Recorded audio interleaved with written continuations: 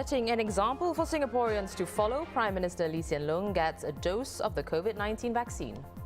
It's painless, it's effective, and it's important. And I hope that Singaporeans will take it up as we roll it out.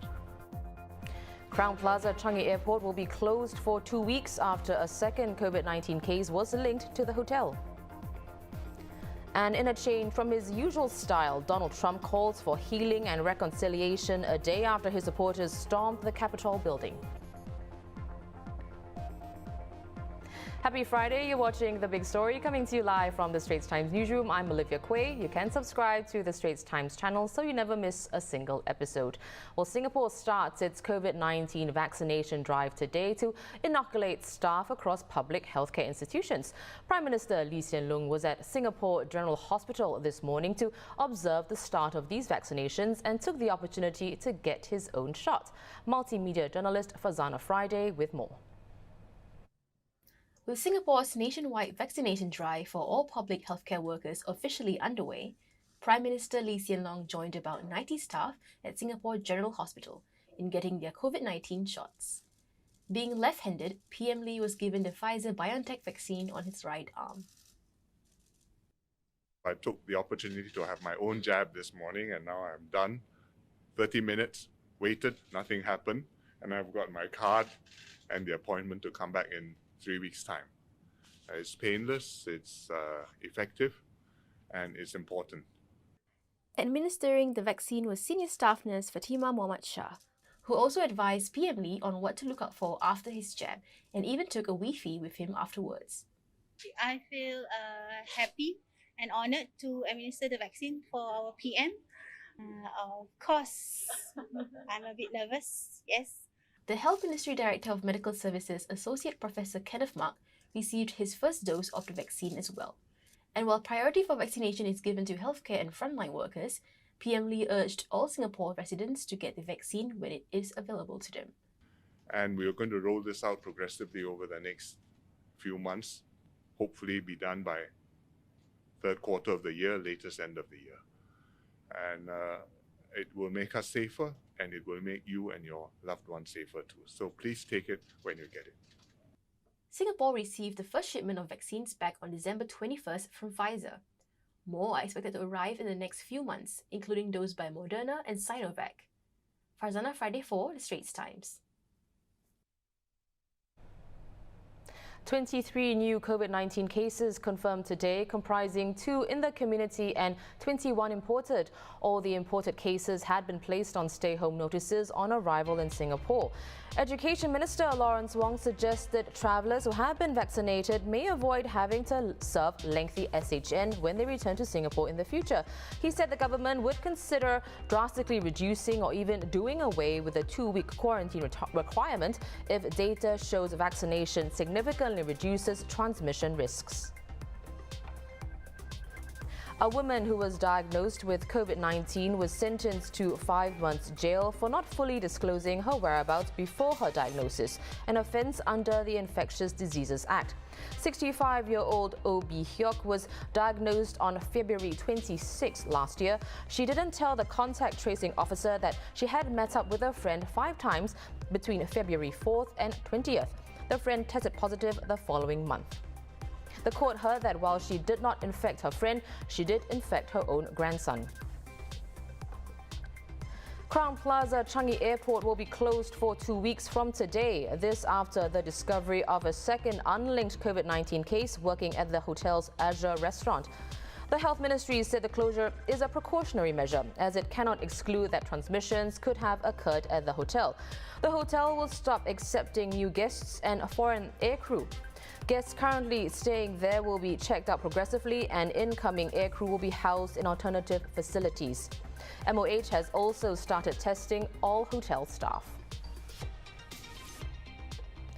According to latest figures from the Manpower Ministry, the unemployment rate for Singaporeans and PRs was 4.6% in November, an improvement from 4.8% the month before.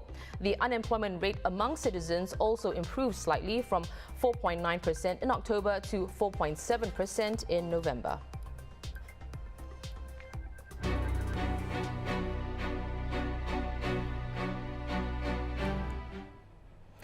fifth person has died in connection to Wednesday's storming of the U.S. Capitol. Brian Sicknick was a police officer who died due to injuries sustained during the riots. Meanwhile, 55 people have been charged, and President Donald Trump's actions prior to the attacks may be investigated by federal prosecutors. Hours before a mob charged through the Capitol, Mr. Trump had addressed supporters in front of the White House, urging them to march to the building. Well, the president is now allowed to tweet once more after being locked out of his account for 12 hours. And his first tweet was a taped video message where he appeared to concede the election for the first time. He also condemned the violence at the Capitol.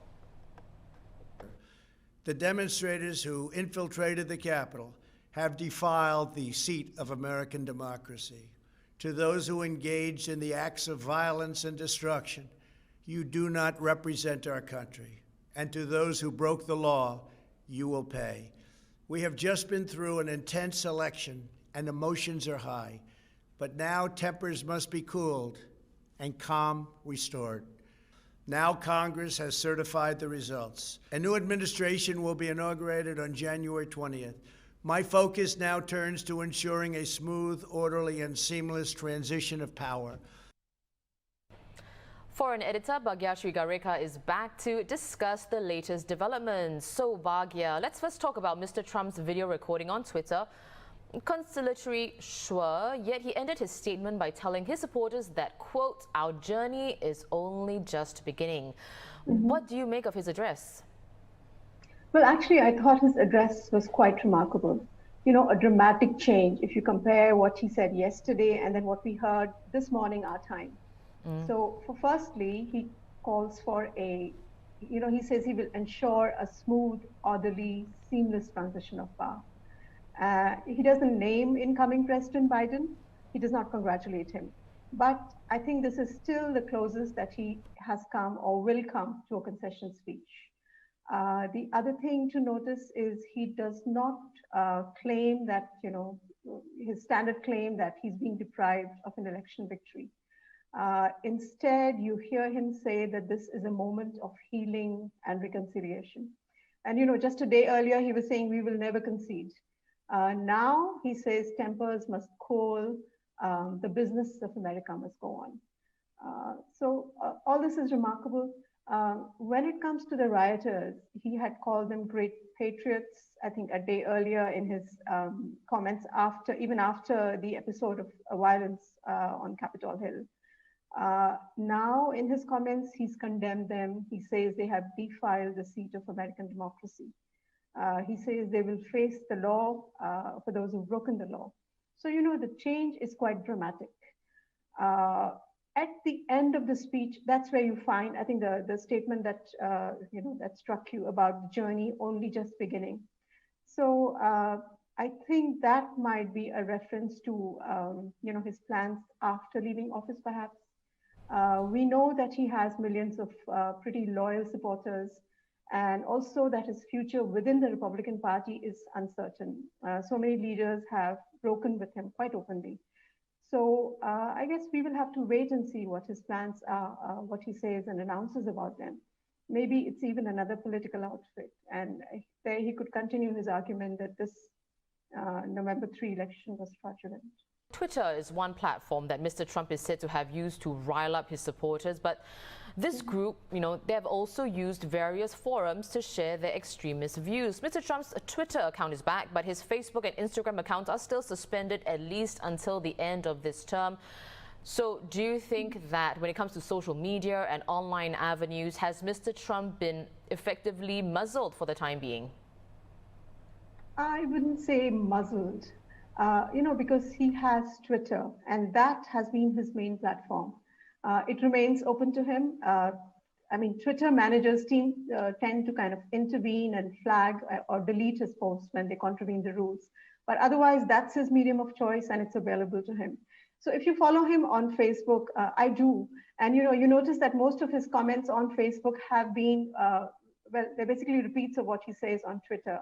Well, Bhagya, we know that 55 people have been charged so far for their roles in yesterday's siege of the Capitol. What is the U.S. media reporting in terms of the punishments that this mob will face? At the very least, do you think that any of them have lost their jobs? 55 have been charged, as you say, but a vast majority of protesters or rioters were actually allowed to leave the Capitol building, you know. And it's going to actually take police weeks, if not months, to identify the perpetrators and then, put together this evidence that they have against him. They have to look at, TV, the surveillance camera footage. They have to look at mobile phone footage. They've actually called the public to share their phone footage and so on. So the charges that can be brought would be like sedition. It could be, destruction of property, or even unlawful entry into Congress premises. In, I think, some instances, there could be terrorism charges, because as we know, pipe bombs were found near the offices of the Republican Party and the Democrat Party. Some have said that Mr. Trump incited the riot, so he could also be investigated. The New York Times reported that the president is considering pardoning himself, although it's not clear whether these discussions are linked to yesterday's events. Well, Bhagia, no president has ever pardoned himself. So what does the law say here? If Trump gives a presidential self-pardon, will it actually go through? On the issue of pardon, well, Trump has been talking about it for years now. So this is not the first time. Can he pardon himself? Well, as you say, no American president has done that. So it would be uncharted territory. At least some legal experts say that it's possible he can pardon himself, or for that matter, members of his family. And this pardon would actually shield them from federal crimes.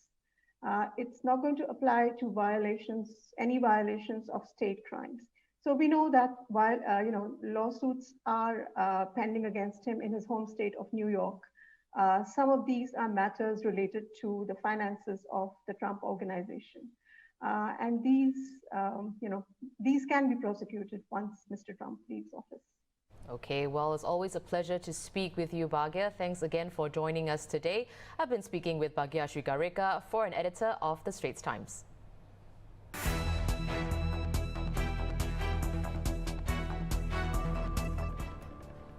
In other news, according to a Pfizer study, its COVID-19 vaccine developed with BioNTech appeared to work against a key mutation in the new variants discovered in Britain and South Africa. Researchers tested the vaccine on 16 mutations and plans to run similar tests on other variants. The vaccines from Pfizer and Moderna can be quickly tweaked to address new mutations of a virus if necessary, and scientists have suggested that this could be done in just 6 weeks.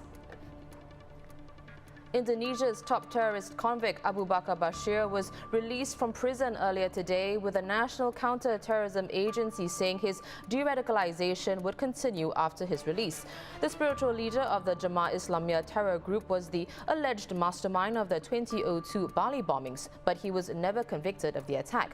In 2011, he was sentenced to 15 years in prison for funding a training camp for terrorists in Aceh province. And concerns are growing over whether the English Premier League can complete the season on schedule after Aston Villa became the fourth club to suffer a coronavirus outbreak. On Tuesday, a record 40 cases were detected among Premier League players and staff between December 28th and January 3rd.